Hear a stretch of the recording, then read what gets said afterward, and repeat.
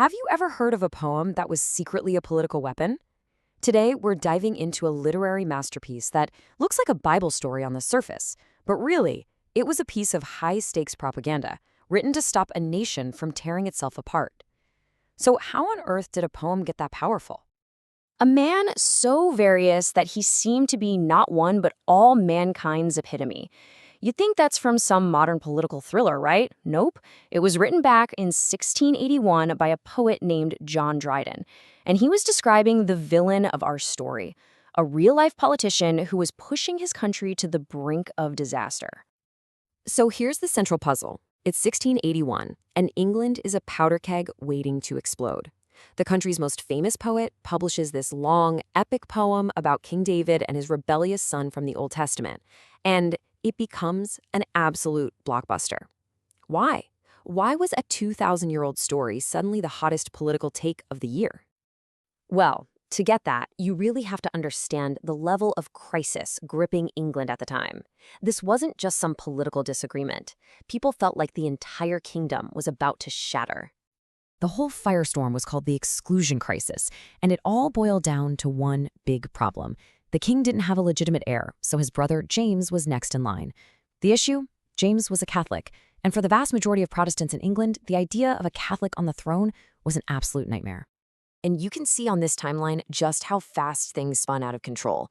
It really kicks off in 1678 with this totally fabricated conspiracy theory called the Popish Plot, which whipped up all this anti-Catholic fear. That fear directly fueled the exclusion crisis in Parliament. Then, right at the peak of all this tension in 1681, Dryden drops his poem. And, chillingly, just 4 years later, the very rebellion he warned about actually happened. So the whole problem really comes down to these three people. You've got King Charles II, who has no legitimate kids. You have his legal heir, his brother James, who is Catholic and deeply unpopular.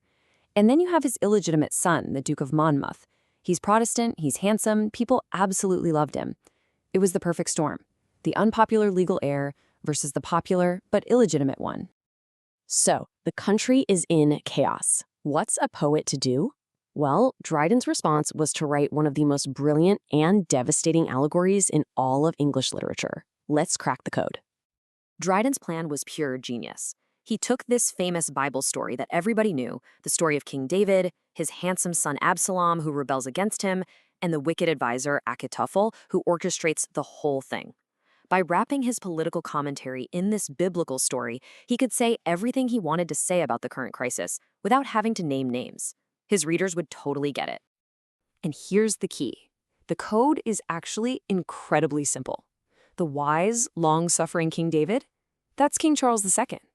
The beautiful, beloved, but dangerously ambitious son, Absalom, he's the Duke of Monmouth.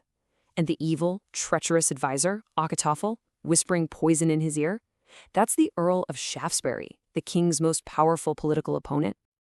So in the poem, David, King Charles, is portrayed as this patient, merciful ruler, almost too merciful, Dryden suggests. He's a good king who loves his son, but is struggling to keep his kingdom from falling apart under all this pressure. And Absalom, the Duke of Monmouth, is a tragic figure, really. He's not painted as pure evil. He's just flawed. He's ambitious, he's a little vain, and he's easily tricked by people who want to use his popularity for their own ends. He's basically a pawn in a much bigger, nastier game. The real villain of the piece, the puppet master, is Achitophel. This is Dryden's stand-in for the Earl of Shaftesbury. He's painted as this incredibly cunning, power-hungry politician who couldn't care less about Monmouth or the country. All he wants is to seize power for himself, and he's willing to start a civil war to get it. Okay, so we've decoded the poem, but this wasn't just some clever literary exercise. This poem was designed to be a weapon in a very real political war. Let's just be honest about what this is. Absalom and Achitophel is a brilliant piece of propaganda. It's absolutely a work of art, but its primary purpose was to shape public opinion and crush a political movement. And you know what? That was literally Dryden's job. He was the poet laureate, the official court poet.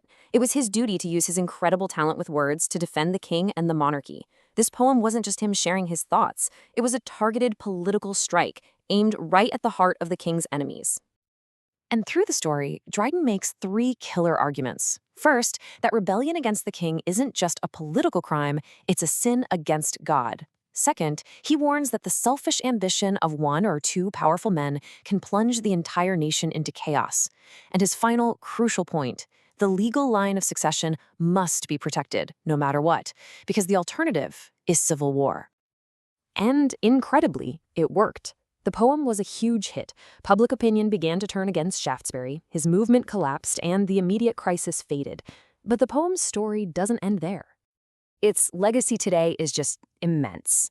Absalom and Achitophel is widely considered the greatest political satire ever written in English. It basically wrote the playbook on how to use storytelling, wit, and allegory to make a powerful political point. It proved a story could be more effective than 1,000 angry speeches. And really, the technique is timeless, even if the tools have changed. Back then, Dryden used a Bible story because it was the one narrative universe everyone shared. Today, we use other shared universes, movies, shows like Succession or The Thick of It, and of course, internet memes, to do the exact same thing, satirize our leaders and shape political debate. So that kind of leaves us with one last thought. Dryden proved that a powerful story can define an entire political era. So the question for us is, where do you see that happening today? What's a modern story, from a book, a movie, a show, that's being used to influence how we all think about the world?